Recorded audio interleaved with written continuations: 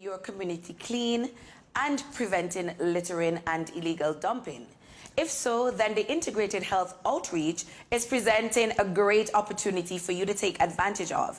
Now, this opportunity comes in the form of volunteerism and benefits us all.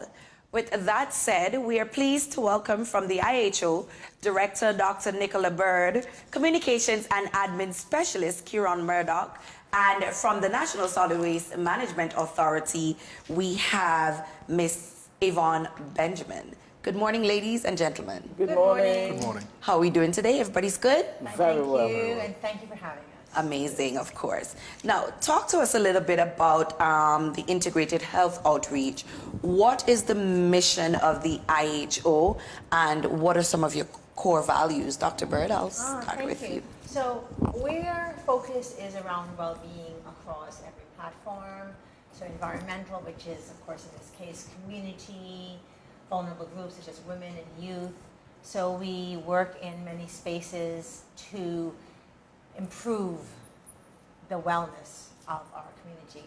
And in this particular case, we are focusing on health and environment in terms of waste and waste management, because it affects us in all those areas.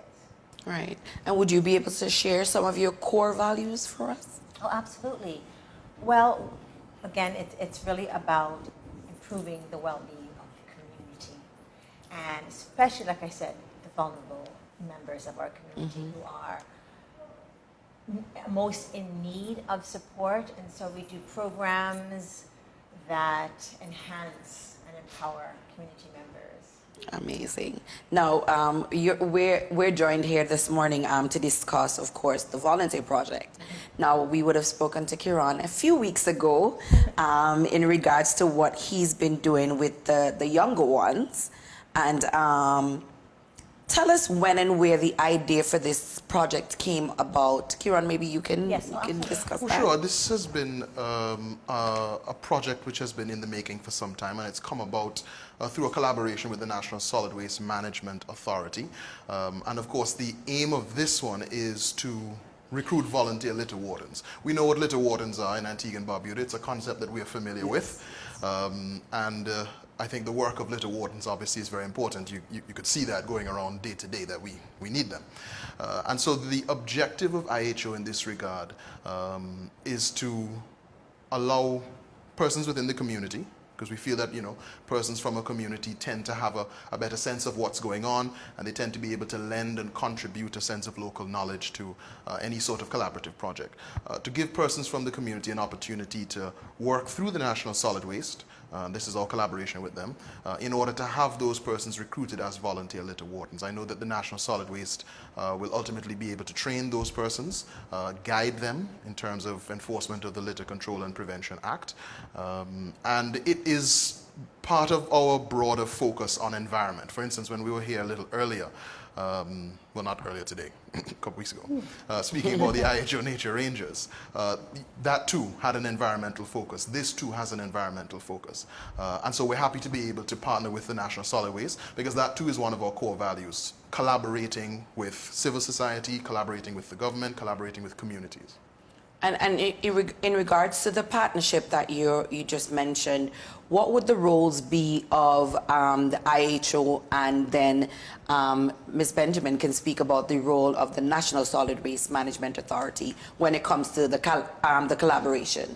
Well, our role is in terms of doing that recruitment, getting the word out there, spreading the word, and also in terms of raising that awareness of the need for there to be that community engagement to deal with the situation. I mean, I think that there's nobody in Antigua and Barbuda who can say that they're not aware that we have a challenge with littering as part of a broader culture. What we aim to do is we aim to try and change negative behaviors. And that's what it is. It's a negative behavior. We have a kind of out of sight, out of mind sort of approach. If it was our backyard, it's like I didn't put it there, so I'm not taking it out. We won't make nobody throw no trash in our backyard. Right. We would go somewhere into an ecologically sensitive area and say, oh, it's just a wetland. I mean, just throw your old mattress out there with some garbage and light it on fire and go about your business. Right. Ms. Benjamin, Yes, what about you in regards to the National Solid Waste Management Authority? What is the role that organization is planning to play in regards to this collaboration? Well, the National Solid Waste Management Authority is indeed very happy to be partnering with the NGOs to ensure that the littering in the country comes under control some more. You know, we are there to ensure that our environment stays clean, and this is what the NGOs are after also. So we all have the same, we are on the same path, trying to get things done the best way we can. And the National Solid Waste will also train the volunteer litter wardens. I think we have a couple, and Dr. Bird will expound on that, certainly. I've spoken to a couple of persons and asked them, I sent them the flyer and asked them to register. Don't let the deadline come down on you, close out on you. Just get together so that we all can come together and get things done for Antigua Barbuda. Friday, October 18th. You mentioned training, Ms. Benjamin. What are some of the things that you're going to be ensuring that the volunteers have in place in regards to training? Basically, they will have to get the Bible. Yeah. Okay. Oh, there's a Bible. Okay.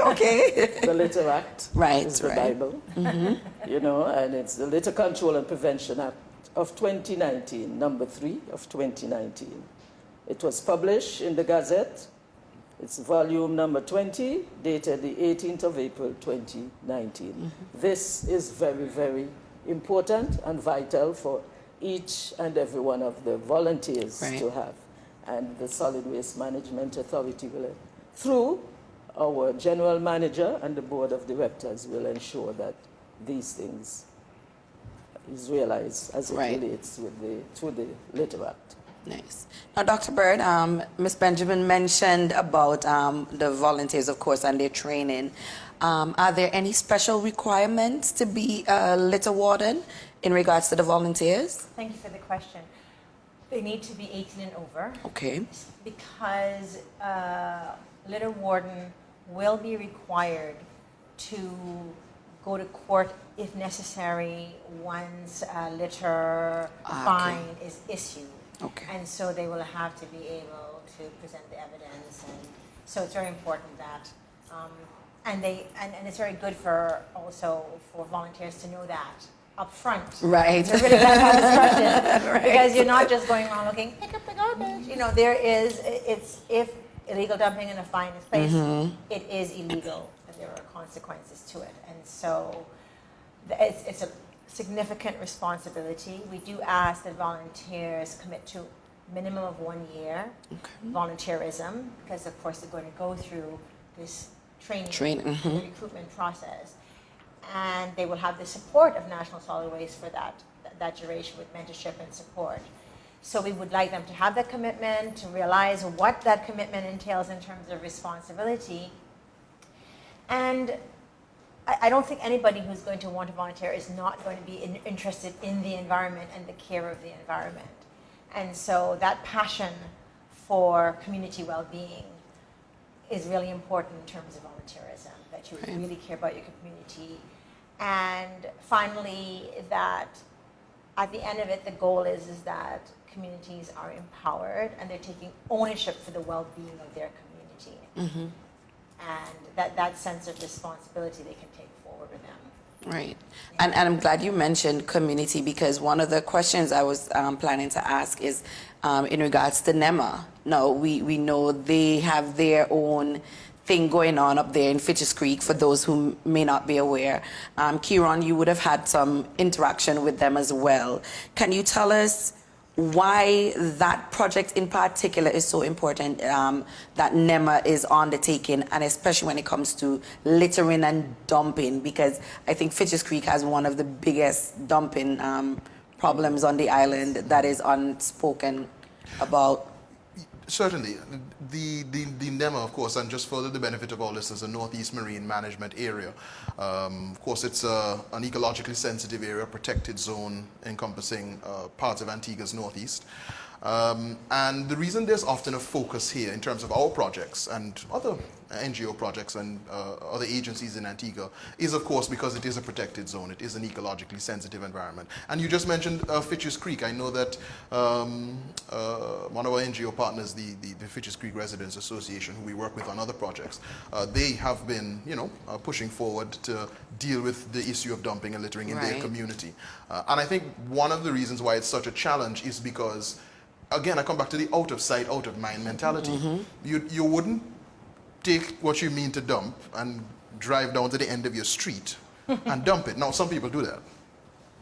Anyway, you tend to drive until you find somewhere that you think is secluded. That's Nobody far. gonna find it here, and where you go, you just consider it bush.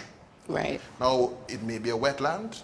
You may have sensitive wetland zones. You may have mangroves. I mean, these are the types of places where persons tend to like to drive out and dump their things. So I think that's one of the challenges that they face in the Fitch's Creek community, because they do have access to mangroves. That is part of their community: greens, wetlands, mangroves, and so on and so forth. In fact, I have family members who, on a daily basis will go out in the morning and, maybe they'll go on a hike, go to a beach or so.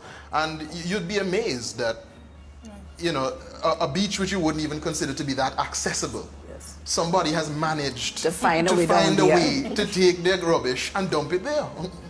Right. I'll just add a little bit about the NEMA. So in terms of volunteerism, it's nationwide. It's not just COVID, but we are funded for a project to support the NEMA area. So we're funded by the World Bank Global Partnership for Social Accountability and Critical Ecosystem Partnership Fund. So that's why there has been in the past 4 years a particular focus on that area. But like I said, we're calling for volunteers throughout the island because illegal dumping happens everywhere. And as Kieron said, it's in the vulnerable places throughout the whole island. We want to protect. And of course, in regards to the general public offering their support, how can they get in contact with IHO to register, offer donations, or anything of the sort like that? Yes, the sign-up link is actually on our Facebook page. You can go to Facebook and search for Integrated Health Outreach, and you will find the sign-up link there. It's in our most recent post. It's also pinned as well. You can find it on our Instagram as well. If you go to Instagram and you search Integrated Health Outreach, you will also find that we haven't put out a release. The link is as well published on a number of sites. So if you literally just Google Volunteer Litter Wardens Antigua, you will, at the top of your page, get a news hit. And if you click on any one of the sites that have published the news release, you will get the link as well. So there's different ways in which you can access the link. And like I said, we will encourage persons to sign up before the deadline, Friday, October 18th. And once you do, we'll be able to get into contact with you, put you in touch, of course, in collaboration with Solid Waste, so that they can begin the process of training and so on and so forth. Amazing. And if I may, before things close off on us, what happened also, as it relates to the littering, the illegal dumping of waste all over the country, we at the National Solid Waste Management Authority have been in touch with the business owners, corporate Antigua, so that you ensure that the private persons that you get to dispose of your garbage, that they do get the tipping fee receipt. There is a tipping fee receipt that you must have or should have to show that you go to the landfill and dispose of your garbage. All right. Well, thank you so much for joining us this morning. And of course, it's all about the search for volunteer litter wardens here in Antigua and Barbuda. And we've been speaking to the Executive Director of Integrated Health Outreach, Dr. Nicola Bird, as well as Kieron Murdoch. He is the Communications and Admin Specialist at IHO, and Miss Yvonne Benjamin, who is a Senior Litter Prevention Warden at the National Solid Waste Management Authority. So you can give them a call, go on the page, click the link and sign up if you are interested in being a Litter Warden volunteer. We're going to take a break, and the next one is for the ladies. We have Miss Ashante Lindsay, and she's going to be coming up right after this.